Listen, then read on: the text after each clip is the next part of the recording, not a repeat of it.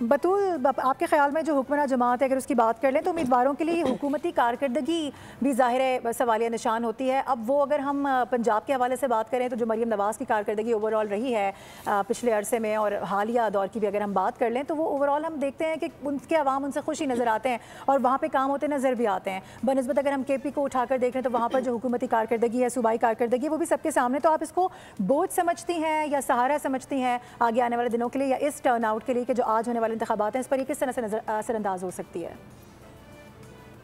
देखिए, इसमें तो कोई शक नहीं है कि बहुत ज़्यादा तरक्याती प्रोजेक्ट्स आने वाले वक्त में पंजाब में अनफोल्ड होंगे, लोगों को उसका फ़ायदा भी होगा।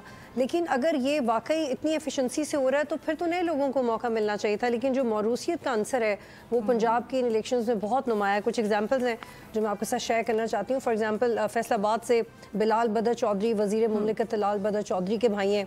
एक और हल्के उम्मीदवार में राना अहमद शहरियार हैं, वो वफाकी मशीर राना सनाउल्लाह के दामाद हैं।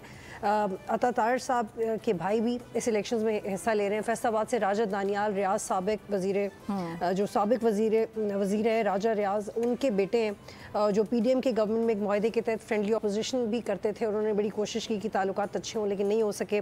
सरगोदा में जो सुल्तान अली रांझा साबिक वज़ीर मियाँ रांझा के भांजे हैं। अब आप ये देखिए पूरे फैमिली कनेक्शंस हैं जो कि इलेक्शन लड़े, यानी कि तो बतूल पर PTI अगर इस पर सवाल उठाती है तो क्या गलत उठाती है कि ये मौरूसी सियासत, हर इलेक्शन में अपने ही लोगों को खड़ा कर देना, अपने ही लोगों की नुमाइंदगी, फिर उन्हीं को आगे बढ़ा के इक़्तिदार में शामिल कर लेना, क्या PTI का ये मुतालबा गलत है?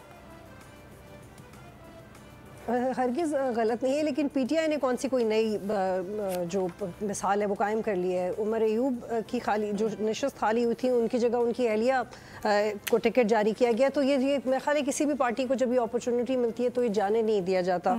तो जब हम इलेक्शंस की बात करते हैं तो उसमें हम हक़ राय दही की बात करते हैं, चॉइस की बात करते हैं, ओपिनियन की बात करते हैं। अब ये कौन सी चॉइस है जो 10-12 लोगों की काबीना से बाहर सोचने पे आपको मजबूर नहीं करती? और अगर बहुत ज़्यादा ज़बरदस्त काम हो रहा है पंजाब में तो फिर तो लोगों को बढ़ बढ़ के वोट देने चाहिए, क्योंकि आपके तरक्की की बुनियाद पे आपको वोट मिलेंगे। आपको ये कॉन्शियस होने की ज़रूरत नहीं है कि कोई आपका भांजा है, कोई आपका दामाद है या कोई आपका बेटा है। And on the other hand NA 129 में जो PMLN के कैंडिडेट हैं हाफिज़ नुमान, वो लेस्को के चेयरमैन भी रहे हैं और उनके बारे में ये PTI ने शिकायत की है कि कुछ प्रिजाइडिंग अफसरान भी लेस्को से ही लिए गए हैं। अब ये भी सोने पे सुहागा है। जब इस तरह की शिकायतें आएंगी तो आप कैसे कह सकते हैं? पहले तो पॉलिटिकल एक्टिविटी ही नहीं कर रही जो आपकी मेन ऑपोजिशन है पंजाब के अंदर, और ऑन दी अदर हैंड आप जिससे इलेक्शन तगड़े तरीके से लड़ना भी चाह रहे हैं उसके भी प्रिजाइडिंग ऑफिसर्स आपने शफाफियत से सिलेक्ट नहीं किए।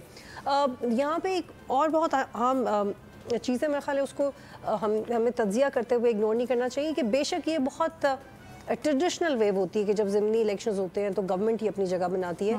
लेकिन हम ये नहीं भूल सकते कि 2022 जुलाई में जब PTI के मुनव्वर अरकान के सीटों पे इलेक्शंस हुए थे 20 हल्कों में सेंट्रल पंजाब की 5 डिविजन्स में, तो उसमें से जो 15 सीट्स थी वो PTI ने जीती थी और उस वक्त उनकी वहाँ पे गवर्नमेंट भी नहीं थी और उसके बाद फिर परवेज़ इलाही साहब ने अपनी कामयाबी से गवर्नमेंट बनाई। तो इस तरह की एक तारीखी लैंडमार्क अचीव करने के बावजूद PTI का ये फैसला करना कि वो बाइकआउट कर रहे हैं, मेरा ख्याल है ये बिल्कुल एक गलत फैसला है जिसका बाकी फैसलों की तरह PTI को आगे जाके रियलाइज़ होगा कि नहीं करना चाहिए था। सही है, ठीक है।